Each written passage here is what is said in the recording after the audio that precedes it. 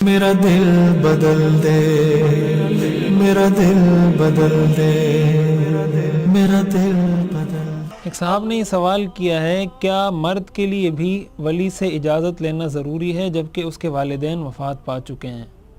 دیکھیں، اخلاقی طور پر تو جب بھی کوئی چھوٹا شادی کرتا ہے، نکاح کرتا ہے، اس کی یہ ذمہ داری بنتی ہے کہ اپنے والدین کو اعتماد میں لیں، اپنے بڑوں کو اعتماد میں لیں۔ لیکن اس مسئلے میں جیسے انہوں نے لکھا ہے کہ اس کے والدین بھی وفات پا چکے ہیں، تو شریعت نے جو ولی سے اجازت لینے کا حکم دیا ہے یہ عورت کو دیا ہے، اور عورت کو اس لیے دیا ہے کہ تاکہ وہ غیر کفو میں نکاح نہ کرے، کسی ایسی جگہ کسی ایسے مرد سے وہ نکاح نہ کرے جو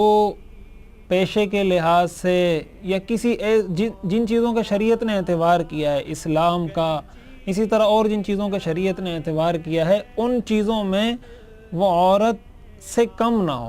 تو شریعت نے کفو کا اعتبار اس کے لیے کیا ہے۔ ایسی صورت میں اگر عورت غیر کفو میں نکاح کر دیتی ہے تو ولی کو شریعت نے اختیار دیا ہے کہ اس کے نکاح کو ختم کر دے۔ لیکن مرد کے لیے یہ مسئلہ نہیں، مرد چاہے کسی بڑی خاندان کی عورت سے شادی کرے یا کسی چھوٹے خاندان کی عورت سے شادی کرے، اس کے لیے دونوں طرح سے شادی کرنا جائز ہے، اور یہ مرد کے لیے عار بھی نہیں ہے۔ تو شریعت نے عورت کے لیے تو کفو کا اعتبار کیا، مرد کی جانب سے نہیں کیا۔ اس لیے اصولی طور پر مرد کے لیے یہ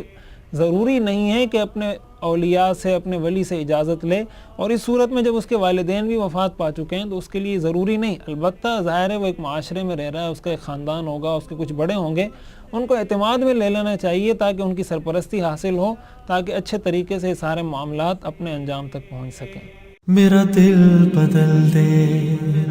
میرا دل بدل دے، میرا دل بدل دے،